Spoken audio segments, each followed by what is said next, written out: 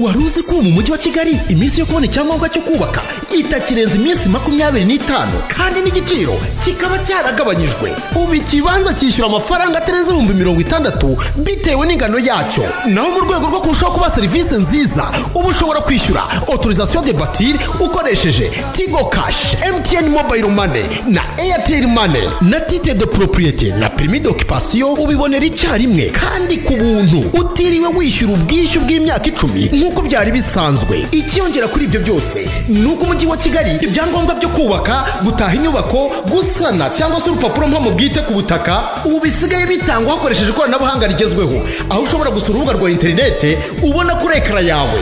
Umujyi wa Kigali unaboneyeho kubibutsa yuko igishushanyo mbonera cyarangije gukorwa. Ubu ukaba ushobora kumenya ibikorwa bigenwa n'igishushanyo mbonera aho utuye usuye urubuga rwa internet ruri kuri ekara yawe, maze ugahabwa amakuru y'impamo.